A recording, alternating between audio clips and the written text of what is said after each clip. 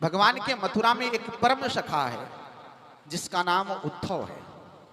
यह उद्धव कोई सामान्य नहीं है, बृहस्पति शिष्य साक्षात। यह बृहस्पति का शिष्य है। उद्धवो बुद्धि सत्तमा। उद्धव जी बहुत बड़े विद्वान हैं और कृष्ण के परम सखा हैं। एक दिन मैया देवकी कृष्ण को भोजन का थाल लगा करके देती है। जैसे ही भोजन का थाल कृष्ण के सामने आता है, ठाकुर के आंखों में अश्रु आने लगे।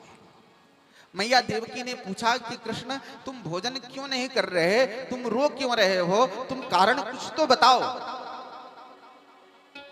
ठाकुर कुछ बोलते नहीं, उनके मुख से कोई आवाज नहीं आती। इतने ही देर में उद्धव जी आते हैं। देवकी ने कहा कि उद्धव तू कृष्ण का मित्र है, जरा एक बार उससे पूछ तो मुझे तकलीफ क्या है। मैंने उससे भोजन दिया पर भोजन कर नहीं रहा है, चुपचाप कमरे में बंद है, कुछ बोलता नहीं। उद्धव जी ठाकुर जी के पास गए हैं। उन्होंने कहा कि मित्र बात क्या है, आप तो साक्षात नारायण हैं और नारायण की आंखों में अश्रु। आप किसके लिए रो रहे हैं, आप किसको याद कर रहे हैं? आप तो माया से परे हैं प्रभु। ठाकुर ने कहा कि उद्धव जैसे ही मैंने भोजन के थाल में ना मक्खन देखा ना, तो मुझे अपनी मैया यशोदा की याद आ गई। मैंने मैया यशोदा से ये वादा किया था मैया कि मैं परसों आ जाऊंगा, लेकिन आज बरसों बीत गए, मैं जा नहीं पाया। उद्धव मोहे ब्रज विषरत नाही। हे उद्धव मैं ब्रज को भूल नहीं पाता। मैया यशोदा, मेरे मित्र ग्वाल बाल, वहां की गौएं और गोपियां आज भी मेरी प्रतीक्षा कर रही हैं। मैं कहा था कि मैं वापस आऊंगा, लेकिन मैं जा नहीं पाया उद्धव, और अब जा भी नहीं सकता। इसलिए मेरी इच्छा है उद्धव तुम ब्रज में चले जाओ और जाकर के मेरी मैया यशोदा का, बाबा नंद का, ग्वाल बाल का, गोपियों का समाचार लेकर के आते हैं। भगवान उद्धव को भेज रहे हैं। उद्धव जी ब्रज में जा रहे हैं। ठाकुर ने पत्र लिखा। ठाकुर जी जब पत्र लिखने के लिए बैठते हैं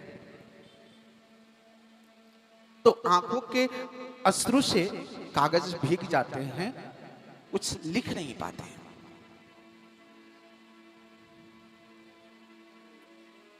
ऐसे ही कागज को मोड़ करके और ठाकुर ने उद्धव के हाथ में दे दिया। रथ पर सवार होकर के भगवान ने अपना पीतांबर उद्धव के ऊपर ओढ़ा दिया। कहा उद्धव तुम ब्रज में जा रहे हो, तुम्हें वहां गोपियां मिलेंगी, गोपियां तुमसे मेरे बारे में पूछेंगी। मैया यशोदा तुमसे मेरे बारे में पूछेगी। कह देना गोपियों से कि तुम्हारा कृष्ण तुम्हें याद नहीं करता। उद्धव जी चल दिए। मथुरा से गोकुल के लिए जा रहे हैं, ब्रज में जा रहे हैं, वृंदावन में जा रहे हैं। रास्ते में जाते हुए एक व्यक्ति से उद्धव जी ने पूछा कि नंद बाबा का घर कौन सा है। उस व्यक्ति ने कहा कि देखो ये नहर जो आ रहा है ना, इस नहर के किनारे किनारे आप चले जाओ, बाबा नंद के आंगन में पहुंच जाओगे, क्योंकि ये नहर जो है बाबा नंद के आंगन से निकला है। उद्धव जी ने पूछा कि बाबा नंद के आंगन से ये नहर कब से निकला है। कहा कि जब से कन्हैया नंद भवन को छोड़कर मथुरा चले गए, तब से समस्त ब्रजमंडल की नर नारियां मैया यशोदा के आंगन में आकर के बैठ करके कन्हैया की प्रतीक्षा करते हैं, और उस प्रतीक्षा में जितने आंसू गिरे हैं वो आंसुएं आज नहर बनकर के परिणित हो गई हैं। उद्धव इस मार्ग से जाओगे तो तुम मैया यशोदा के आंगन में पहुंच जाओगे। उद्धव जी जाने लगे रास्ते में। ठाकुर का पीतांबर ओढ़े उद्धव जी रथ पर सवार थे। दूर खेत में बैठा मनसुखा ने देखा कि पीतांबर ओढ़े हुए रथ पर सवार होकर के मथुरा से इस गोकुल में आने वाला कोई और नहीं हो सकता, मेरा कन्हैया ही होगा। कन्हैया के सिवा और कोई आ ही नहीं सकता है। मनसुखा ने मन में विचार किया कि मैं कन्हैया से मिलने नहीं जाऊंगा, मैं उससे बात नहीं करूंगा। उसने परसों कहा था आने के लिए, लेकिन उसने अपने वादा पूरे नहीं किए, इसलिए मैं उससे नहीं बोलता। और वह मनसुखा रूठ करके और उसी खेत में बैठ गया कि मैं नहीं जाता मिलने के लिए। तब तक मनसुखा को फिर ख्याल आया कि कहीं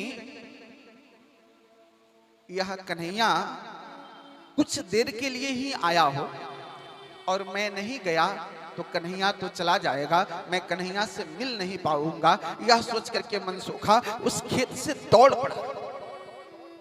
दौड़ करके रथ के समीप में आया और रथ के समीप आकर के जब देखता है तो उस रथ में कन्हैया नहीं, कन्हैया जैसा कोई और बैठा हुआ है। पता चल गया कि मथुरा से कन्हैया का संदेश लेकर के कोई संदेशवाहक इस ब्रज में आया है। उद्धव जी नंद भवन के सामने पहुंचते हैं। बाबा नंद देखते हैं, उद्धव को हृदय से लगा लेते हैं। उद्धव को देख करके ऐसा प्रतीत हुआ कि मेरा कन्हैया आ गया। मैया यशोदा, बाबा नंद, सबके आंखों में अश्रु हैं। सबने कन्हैया का समाचार पूछा। मैया यशोदा कहती कि उद्धव तू बताना, मेरा कन्हैया ठीक तो है ना? मेरे कन्हैया ने कोई संदेश भेजा है मेरे लिए? उद्धव हम पढ़े लिखे नहीं हैं, यदि कोई संदेश भेजा हो तो तुम ही पढ़ करके सुना दो। ठाकुर जी संदेश भेजते हैं मैया यशोदा और बाबा नंद के लिए। उठो मैया को सुनैयो, उधो मैया को सुनैयो, तेरो लाला बड़ो दुख पावे। हे उधो, मेरी मैया को बताना कि मैया के बिना उसका लाला बड़ा कष्ट पाता है। क्या कष्ट पाता है? ठाकुर जी कहते हैं कि मेरी मैया से उद्धव तुम कहना कि जब ये कन्हैया सुबह सुबह उठता था तो मैया ठंड में गर्म जल लेकर के अपने हाथों से इस कन्हैया का मुख पोंछ देती थी। इस मथुरा में कन्हैया का मुख पोंछने वाला कोई है नहीं। बाबा नंद पूछे ना, उनसे बताना कि मथुरा में कन्हैया के अंगुली को पकड़ करके कोई चलने वाला नहीं है। ब्रज में जब मैं चलता था तो बाबा नंद मेरे हाथ को थाम लेते थे और वो मेरे साथ चलते थे। जब मैं थक जाता था तो मुझे वो गोद में उठा लेते थे। बाबा से कहना कि मथुरा में मुझे गोद में उठाने वाला कोई है नहीं। उद्धव जी ने जैसे ही यह संदेश सुनाए, मैया यशोदा के नेत्र सजल हो गए, बाबा नंद के आंखों में अश्रु आ गए। सारी गोपियां उपस्थित हो गई, ग्वाल वाल उपस्थित हो गए कि उद्धव आया है कन्हैया का संदेश लेकर के। कन्हैया ने संदेश में क्या भेजा है? उद्धव जी सबका कुशलक्षेम बताते हैं। गोपियों से कहते हैं कि हे गोपियों, तुम जिस कृष्ण को अपना प्राण धन मानती हो वह कृष्ण परब्रह्म नारायण है।